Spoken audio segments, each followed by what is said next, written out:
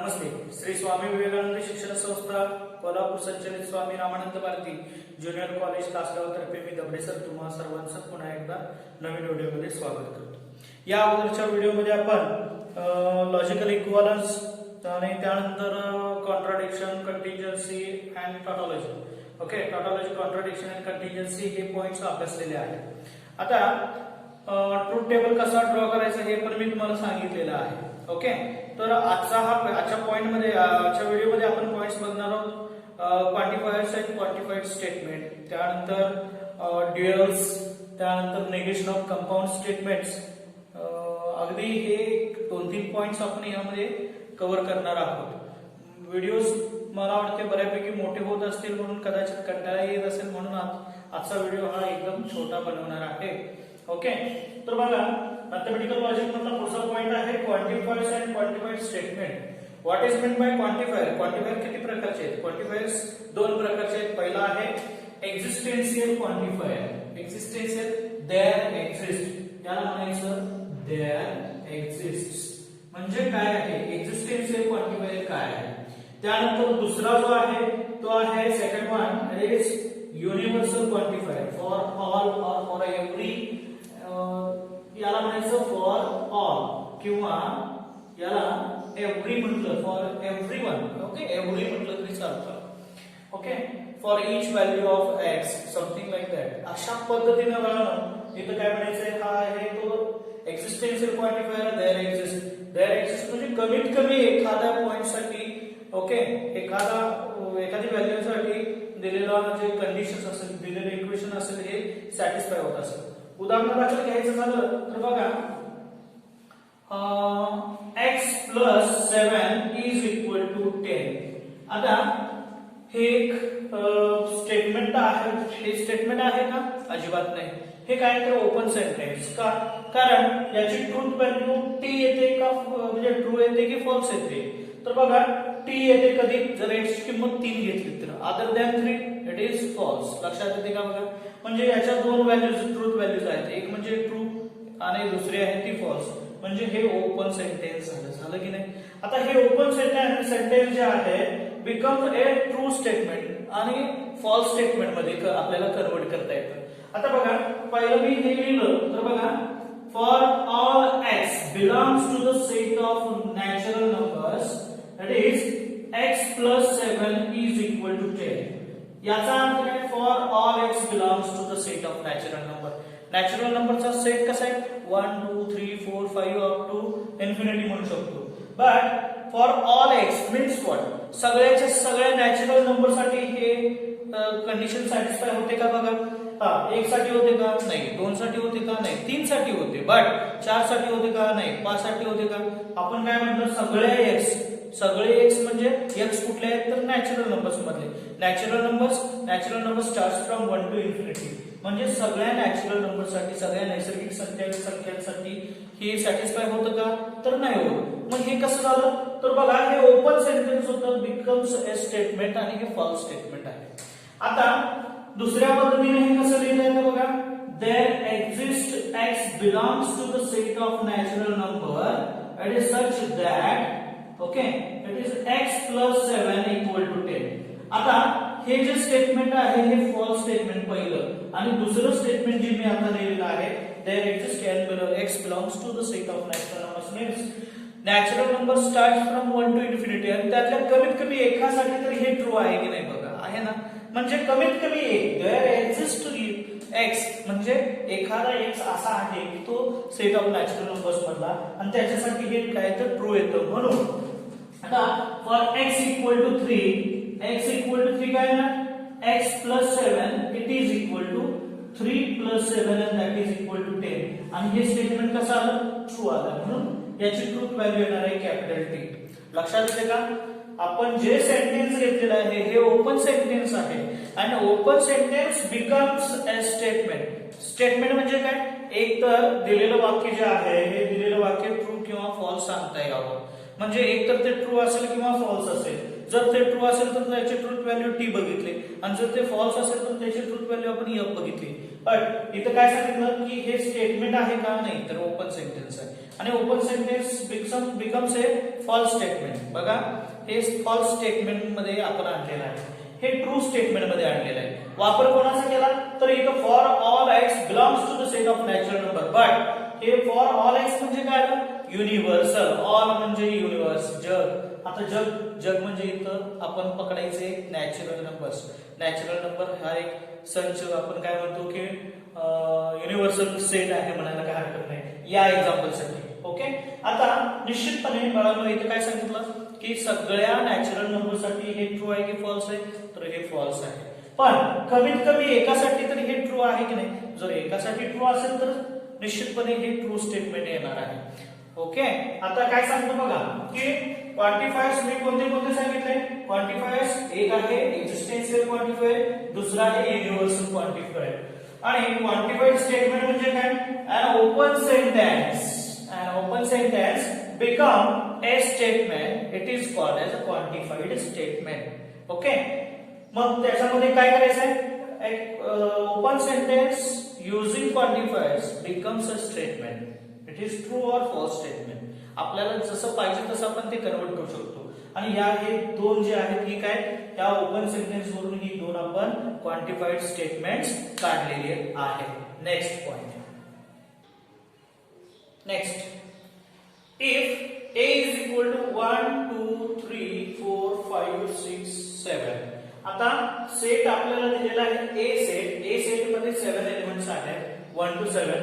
काय सांगितलं बघा, determine the truth value of this one, first second third and fourth. Okay. आता काय करायचं की हे क्वांटिफाईड स्टेटमेंट आहे. या क्वांटिफाईड स्टेटमेंटचे आपल्याला काय करायचं, ट्रूथ व्हॅल्यू फाइंड आउट करायचे. एक्झाम्पल 12 साठी 1 मार्काला विचारलं जाणारे एक्झाम्पल आहे. निश्चितपणे याची ट्रूथ व्हॅल्यू आपल्याला फाइंड आउट करायची आहे. बघा काय सांगते, तर x belongs to, there exists x belongs to a such that x minus 4 equal to 1. आता याच्यामध्ये बघा x ची व्हॅल्यू जर आपण फॉर x इक्वल टू काय घेतलं पाहिजे बघा, निश्चितपणे फॉर x इक्वल टू 7 आपण असं लिहू शकतो बघा, x minus 4 equal to, it is 7 minus 4 equal to 3. म्हणजे काय, x minus 4 equal to 3 आपल्याला मिळालं. Therefore this total statement, हे क्वांटिफाईड स्टेटमेंट जे आहे हे ट्रू येणार आहे. ओके. Therefore लिहायचं आहे the given statement is true. Therefore its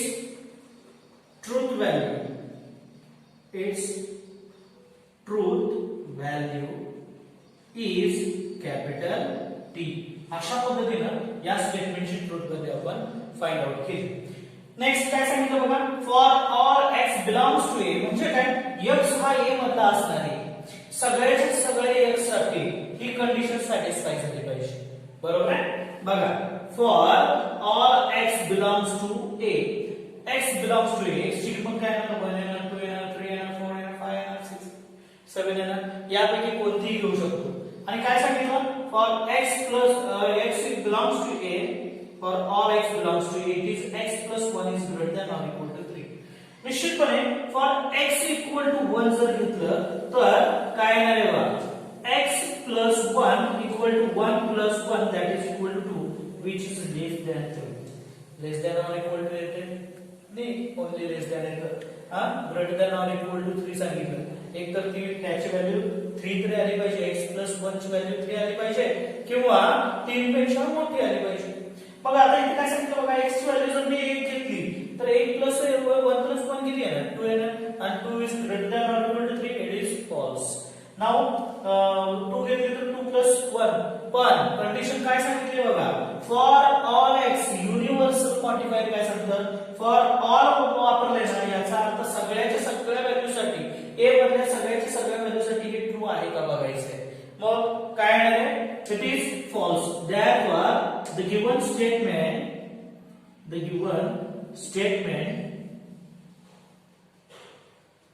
is false.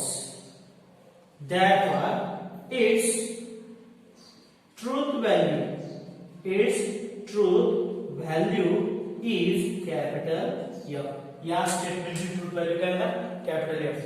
आता बघा for all x belongs to A मधल्या सगळे जे एलिमेंट्स आहेत या सगळ्या एलिमेंटसाठी ही कंडिशन सॅटिस्फाय होते का बघा.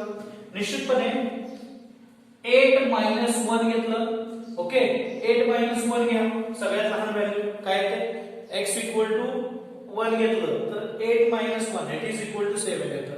आणि सगळ्यात मोठी व्हॅल्यू घेतली तर काय येणार बघा 8 मायनस 7 इक्वल टू 1 येतं. म्हणजे 7 पेक्षा लहान येतात ना. जर 7 पेक्षा लहान येत असतील तर निश्चितपणे बाळांनो equal to or less than or equal to येतं 7 पेक्षा.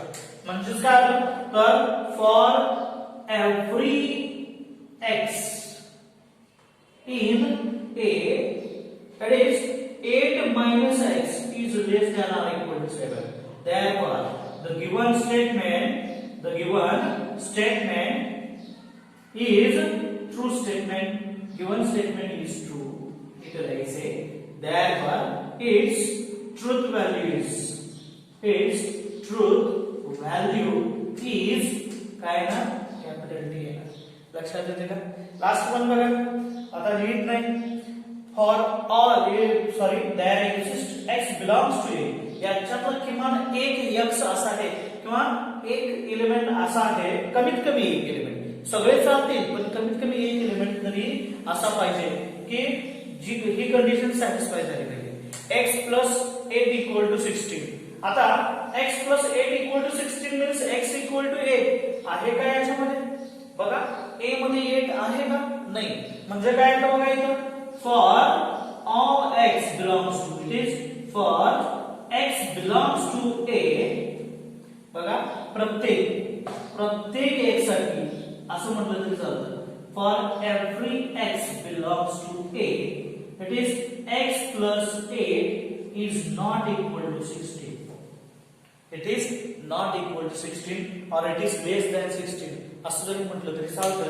Therefore the given statement is false. Hence its truth value is capital F. अशा पद्धतीनं 12वीच्या एक्झाम मध्ये तुम्हाला क्वेश्चन्स विचारले जातात आणि हे क्वांटिफाईड स्टेटमेंट दिले जाते आणि एखाद मला वाटते दोन कोणतेतरी क्वांटिफाईड स्टेटमेंट देतील आणि त्यांच्या ट्रूथ व्हॅल्यूज फाइंड आउट करायला सांगतील. 2 मार्काला एक्झाम्पल 12वीच्या एक्झाम मध्ये विचारलं जातं. Next point is dual of the compound statement. आता dual of the compound statement कसा फाइंड आउट करायचा बघा. What is meant by dual बघा as it is P and Q हे कंपाऊंड स्टेटमेंट आहे आणि याचा ड्युअल मला लिहायचा आहे. ड्युअल इज P Q आहे असं ठेवायचं बट अँडचं काय करायचंय ऑर करायचं. ऑरचं काय करायचंय अँड करायचंय. ओके म्हणजे नेमकं काय करायचं बघा. It is what is meant by dual.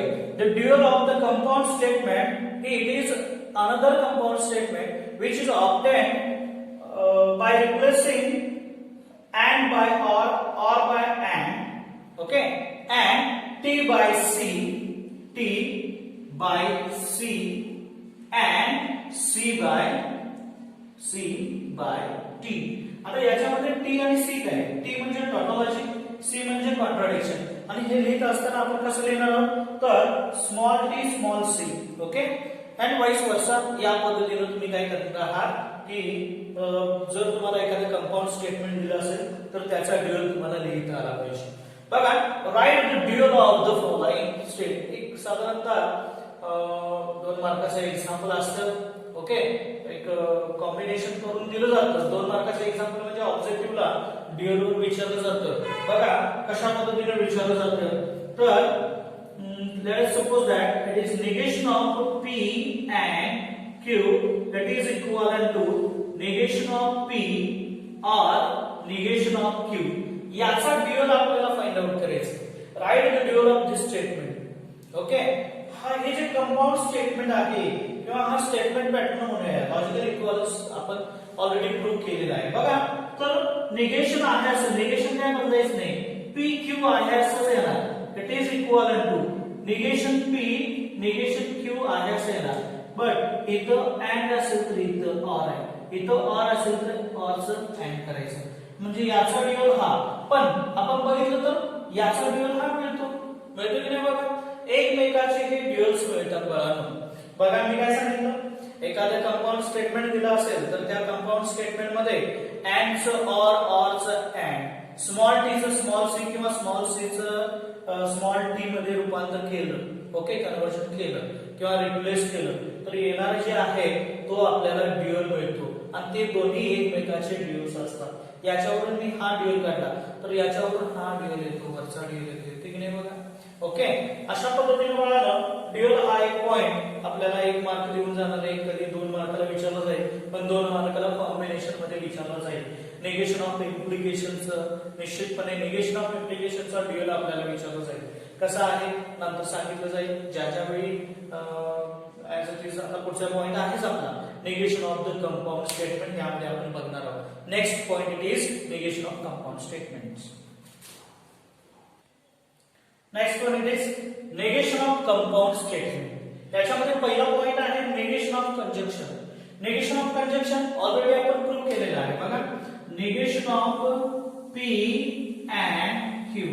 आता निगेशन ऑफ कंजंक्शन म्हणजे काय तर बघा पी अँड क्यू हे कंजंक्शन आहे. याच्यामध्ये पी सिंपल स्टेटमेंट आहे, क्यू हे सिंपल स्टेटमेंट आहे, त्यांचं कंजंक्शन आणि त्या कंजंक्शनचं negation it is equal to negation of P and it is अँडचं काय होणार ऑर होणार negation of q.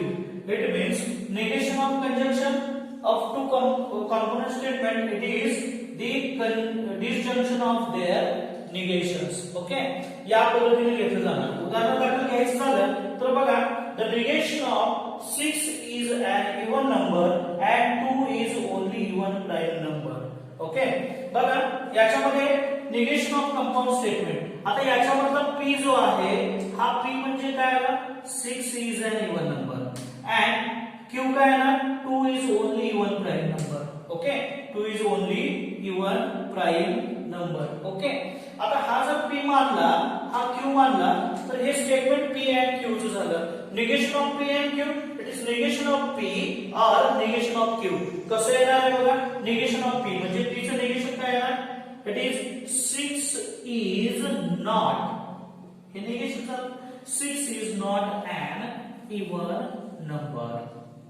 ओके, इथं अँड च्या ठिकाणी काय येणार ऑर येणार और 2 is not only even prime number. अशा पद्धतीनं बाळा आपण काय करू शकतो जे स्टेटमेंट दिलेलं आहे ह्या स्टेटमेंट मधला पी आणि क्यू ओळखायचा. पी आणि क्यू ओळखल्यानंतर हे कोणत्या कनेक्टिव्हने जोडले हे ओळखायचं. हे ओळखल्यानंतर आता अँड कनेक्टिव्ह आहे म्हणजे आपण आता conjunction of negation of conjunction बघतो आहे. कंजंक्शन मध्ये बघा कंजंक्शनचं निगेशन काय आलं डिसजंक्शन ऑफ देअर निगेशन्स. डिसजंक्शन म्हणजे ऑर आलं, ऑर मी काय केलं अँड ऑर रिप्लेस केलं आणि पहिला जो पी आहे त्याचं निगेशन दिलं it is 6 is not an even number. दुसरा क्यू जो आहे त्याचं निगेशन दिलं 2 is not only even prime number. Okay, same वेळा बघा negation of disjunction it is negation of P और क्यू काय ना it is equal to negation of P and negation of Q. म्हणजे काय ना बघा हे काय कंजंक्शन, कंजंक्शनचं negation conjunction negation of two simple statements. The negation of negation of disjunction of two simple statement it is the conjunction of their negations असं सांगू शकतो. बघा एक्झाम्पल कसं विचारलं जातं write the negation of it is the negation of write the negation of 2 is even number or 5 is a complex number. Okay, तर ह्याचं negation कसं येणार आहे आता ह्याच्यामधला p कुठला आहे 2 is even number p झाला. q काय येणार तर q येणार आहे 5 is complex number आणि or कंडिशन काय सांगते की हे p और q या पद्धतीचं आहे. तर त्याचं निगेशन काय येणार तर बघा that is 2 is not. Okay, p चं काय घ्यायचं निगेशन घ्यायचं 2 is not even number. Okay, or च्या ठिकाणी काय येणार and येणार and negation of q it is 5 is not a complex number. 5 is not a complex number. अशा पद्धतीनं निगेशन ऑफ डिसजंक्शन आपल्याला लिहिता येतं आणि हे आपल्याला निश्चितपणे 1 मार्काचं एक्झाम्पल आहे. आता तुम्ही म्हणाल याचं ओके याचं ट्रूथ व्हॅल्यू काय, तर निश्चितपणे truth value of this compound statement काय आहे बघा. 2 इज इव्हन नंबर आहे की नाही, इव्हन नंबर आहे. 5 is complex number, 5 complex number आहे का, आहे. ओके 5 हा काय कॉम्प्लेक्स नंबर आहे आणि true true as it is or condition सांगते ट्रू. बट इथं काय आलं 2 is not an even number म्हणजे हे काय आलं फॉल्स आलं. आणि 5 is not a complex number हे काय आलं फॉल्स आलं. अँड कंडिशन सांगते टी असेल तर ते लिहा, अदरवाइज लिहा म्हणजे एफ एफ साठी एफ येणार. लक्षात येते का बघा, हे ट्रू असेल तर हे फॉल्स. मग निगेशन ट्रू असेल तर सॉरी मेन स्टेटमेंट ट्रू असेल तर त्याचं निगेशन काय येणार फॉल्स येणार. अशा पद्धतीने बाळांनो हे एक्झाम्पल सोडवता येतात. ओके आता आपला पॉइंट काय झाला, निगेशन ऑफ डिसजंक्शन झाला. पुढचा जो पॉइंट आहे तो आहे negation of implication. Next point now negation of implication. negation of implication it is implication म्हणजे p implies q. ओके आणि याचं निगेशन आपल्याला काढायचं झालं तर हे कसं येतं बघा, it is equivalent to p as it is and negation of q. Okay म्हणजे काय केलं याचं इम्प्लिकेशन काढत असताना मी काय केलं, ओके p आहे तसा पहिला स्टेटमेंट आहे असं ठेवलं and negation of the second. Okay आता हे आपल्याला जर प्रूव्ह करायचं झालं तर ट्रूथ टेबल आपल्याला याचा ड्रॉ करायला पाहिजे. ट्रूथ टेबल ड्रॉ करण्यासाठी बघा मला इथे काय केलं पाहिजे की n ची व्हॅल्यू n म्हणजे component number of component statement 2 येणार. त्यानंतर m किती येणार आहे बघा, number of logical connectives used it is negation implication and negation again काय येणार 1 2 3 आणि 4. ओके m ची व्हॅल्यू येणार आहे 4. therefore it is number of rows किती येणार, rows is equal to directly येणार आहे number of rows equal to 2 raised to 2 2 raised to n that is equal to 2 raised to 2 and that is 4. and number of columns किती येणार आहे बघा, as it is या अगोदर झालेला असल्यामुळे मी कॉन्स्टंटली डायरेक्टली येतोय that is m plus n and that is equal to 4 plus 2 that is equal to 6. number of rows 6 येणार आहे. पहिला येणार आहे p, दुसरा येणार आहे q, तिसरा येणार आहे p implies q, चौथा येणार आहे negation of p implies q, पाचवा येणार आहे निगेशन q आणि लास्ट वन सहावा येणार आहे p and निगेशन q. अशा पद्धतीनं हे 6 कॉलम्स तयार झाले. आता या 6 कॉलम्स पैकी बघा आपल्याला काय करायचंय, फक्त लॉजिकल इक्विव्हॅलन्स प्रूव्ह करायचंय. याचा अर्थ काय बघा, याच पद्धतीने आपण डी मॉर्गन्स लॉ म्हणजे negation of conjunction and negation of disjunction prove केलेला आहे. लक्षात येते का बघा, लॉजिकल इक्विव्हॅलन्स हा first column, second, third, fourth, fifth and sixth. बघा पहिले 2 टी ठेवा, नंतर 2 एफ ठेवा, नंतर 1 टी 1 एफ ठेवा, इथं टी 1 एफ ठेवा. ओके त्यानंतर p implies q. इम्प्लिकेशन काय सांगतं, टी एफ असेल तर एफ लिहा, टी एफ असेल तर F, otherwise it is T लिहायचे. Now negation of p implies q काय आहे, याचं negation as it is F येणार, हा टी येणार, हा एफ येणार, हा एफ येणार. ओके या थर्ड कॉलमचं निगेशन. ओके त्यानंतर निगेशन q काय येणार आहे बघा, निगेशन q. ओके याचं निगेशन टी असेल तर एफ असेल तर टी, टी असेल तर एफ असेल तर टी येणार. त्यानंतर अँड कंडिशन कोणामध्ये, पी अँड निगेशन क्यू म्हणजे first column and it is fifth column मध्ये काय सांगितलं, अँड कंडिशन टी टी असेल तर टी आहे का, टी टी नाही म्हणजे टी टी शोधा, इथं टी टी आहे, टी टी असेल तर टी, अदरवाइज काय लिहायचंय एफ लिहायचंय, एफ एफ एफ.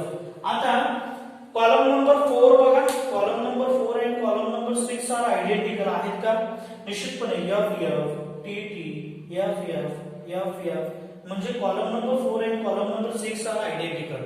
हेन्स आपण काय म्हणू शकतो बघा, हे जर कॉलम नंबर 3 आणि कॉलम नंबर 4 आणि 6 आयडेंटिकल असतील तर निश्चितपणे हे लेफ्ट हँड साइडला दिले का बघा आणि हे राईट हँड साइडला, याचा अर्थ काय लॉजिकली इक्विव्हॅलन्स आहेत हे. याच्यावरून आपल्याला निगेशन ऑफ इम्प्लिकेशन मिळालं. Negation of implication it is negation of P implies Q it is equal to P and negation Q. म्हणजे कसं असतं तर बघा if P then Q याचं निगेशन काय येतं तर बघा if P then Q चं negation it is negation of this compound statement it is P as it is and negation of Q. Okay, याचं negation. Okay, now next one it is negation of double implication. बघा negation of double implication it is negation of P double implies Q means what? हे बघा बाळांनो की P implies Q म्हणजे काय पहिल्यांदा जाणून घेऊया. P implies Q means it is P implies and implied by P implies and implied by Q असं याचं वाचन होतं. P implies Q and Q implies P. It means double implication. P double implies Q means what? P implies Q and Q implies P. आता याचं आपल्याला काय करायचं आहे याचं पुन्हा काय घ्यायचं आहे निगेशन घ्यायचं आहे. निगेशन ऑफ दिस स्टेटमेंट याचं निगेशन घ्यायचं आहे. हे आपण कसं प्रूव्ह करू शकतो negation of this and this म्हणजे हे आपण आर आणि एस मानलं तर निगेशन ऑफ कंजंक्शन आलं तर याचं निगेशन और याचं निगेशन येणार and that is equal to it is negation of P पहिल्या कंसाचं negation P implies Q and च्या ठिकाणी होणार आहे or it is negation of Q implies P होणार काय बघा त्यानंतर as it is equivalent to negation of P implies Q already आपण एकदा सांगितलं P implies Q चं निगेशन काय तर पहिलं कंपाऊंड स्टेटमेंट जे आहे तसं ठेवायचं आहे आणि दुसऱ्याचं काय घ्यायचंय निगेशन घ्यायचं आहे बघा इथे काय आहे ना negation of P implies Q आहे असं पहिलं आहे सर and दुसऱ्याचं निगेशन ओके इथं और आहे असं आहे ना याचं पहिलं आहे सर Q आहे sir and negation of second P okay यावरून हा लॉजिकल इक्विव्हॅलन्स प्रूव्ह होतो. मी हे काय केलं की negation of P implies and implied by Q it is equivalent to it is पहिल्याचं negation P and negation Q okay इथे येणार आहे or it is Q and negation P okay अशा पद्धतीनं हे तुम्ही प्रूव्ह करू शकता. आता हे बाळांनो तुम्ही काय करायचंय घरी निश्चितपणे याचा ट्रूथ टेबल काय करायचा ड्रॉ करायचा आणि ट्रूथ टेबल वरून left side is equal to right side तुम्ही दाखवायचं आहे. Okay next point now next point is negation of negation. बघा P आपण म्हणला P 5 is a prime number 5 की काय प्राइम नंबर आहे 5 मूळ संख्या आहे आणि हे ट्रू आहे बरोबर आहे. आता निगेशन P काय आहे it is 5 is not a prime number म्हणजे हे काय आलं फॉल्स स्टेटमेंट आलं. Now negation of negation P म्हणजे याचं निगेशन काय बघा 5 it is not true that it is not true that 5 is not a prime number okay म्हणजे काय it is not true that means what it is false that it is not true that च्या ठिकाणी तुम्ही असं पण लिहू शकता की it is false that काय चुकीचं आहे तर 5 is not a prime number म्हणजे हे काय आलं ट्रू आलं. लक्षात येते का बघा हे काय आलं ट्रू आलं. और तुम्ही हे असं लिहू शकता that is negation of negation P कसं लिहू शकता 5 is a prime number okay म्हणजे पुन्हा काय मिळालं तर मूळचं स्टेटमेंट मिळालं that is negation of negation P itself statement P okay हे झालं बघा पाचवा point negation of negation. now negation of quantified statement negation of quantified statement बघा it is for all x belongs to the set of natural numbers okay x plus 7 is equal to 10 आणि हे statement कसं आलं तर निश्चितपणे हे statement false statement आहे okay कारण फॉर ऑल एन म्हटले युनिव्हर्सल क्वांटिफायर यूज केला आणि क्वांटिफाईड स्टेटमेंट आपण काय घेतलं क्वांटिफाईड स्टेटमेंट बनवलं कसं बाय युजिंग युनिव्हर्सल क्वांटिफायर. मग याच्यामध्ये नेमकं काय करायचे तर हे फॉल्स स्टेटमेंट आहे पण याच्यामध्ये मी काय करणार आहे फॉर ऑल म्हटलं ना तिथं काय करणार याच्या उलट वापरणार there exist okay there exist x belongs that is such that इथं वापरणार आहे x plus 7 it is less than or equal to आहे ना, इक्वल टू काढून टाका. Okay, it is not equal to घ्या, it is not equal to 10. आता हे जर फॉल्स स्टेटमेंट असेल तर याचं निगेशन ट्रू यायला पाहिजे. बघा येते की नाही, देयर एक्झिस्ट म्हणजे कमीत कमी एक, की कमीत कमी एक म्हणण्यापेक्षा मी म्हणतो की इथं x ची व्हॅल्यू 1 घेतली, 2 घेतली, 3 घेतली तर हे काय येणार आहे, इक्वल येणार आहे. बट 3 व्यतिरिक्त कुठलीही घेतली तरी हे काय येणार आहे, बरोबर येणार आहे ना. जर x ची व्हॅल्यू 3 घेतली तर 3 अधिक 7 10 येते, इक्वल टू 10 येतं. बट ते चुकीचं येतं. कशासाठी, फक्त एका व्हॅल्यूसाठी.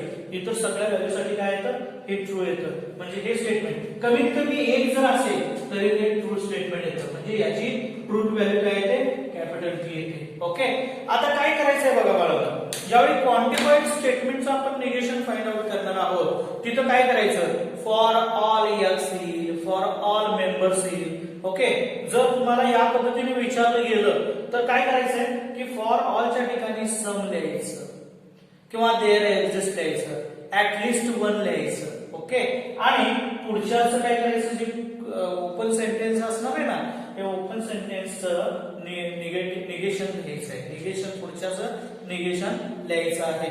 तर बघा बाळांनो, या पद्धतीने एक्झाम्पल्स आपण काय करणार आहोत, सॉल्व्ह करणार आहोत. ओके, आणि साधारणतः बघा इथे एक एक्झाम्पल सांगतो मी तुम्हाला, all natural numbers are rational. Okay, याचं निगेशन लिहायचं आहे बघा, all natural numbers are rational. Okay, आता इकडे लक्ष द्यायचं, हे कसं झालं तर हे क्वांटिफाईड स्टेटमेंट झालं. All natural numbers are rational. आता ऑलच्या ठिकाणी काय लिहायचं, सम लिहायचं. ऑलच्या ठिकाणी काय लिहायचं, some natural numbers are not लिहायचं, not some natural numbers are not rational. Okay, बघा बाळांनो, अशा पद्धतीनं निगेशन ऑफ क्वांटिफाईड स्टेटमेंट आपण लिहू शकतो, सोडवू शकतो. बघा अजून एखादं एक्झाम्पल घ्यायचं झालं निगेशन ऑफ क्वांटिफाईड स्टेटमेंट मधलं, तर ऍज इट इज बघा, there exists n belongs to capital N. Okay, such that x plus 8 it is greater than 11. means याचं आपल्याला निगेशन द्यायचं, फॉर देयर एक्झिस्ट आहे इथे काय द्यायचं, for all n belongs to capital N. Okay, comma x plus 8 इथं greater than आहे, लेस than or equal to 11 ला इथं काय होईल, निश्चितपणे या क्वांटिफाईड स्टेटमेंटचं निगेशन मिळून जाईल.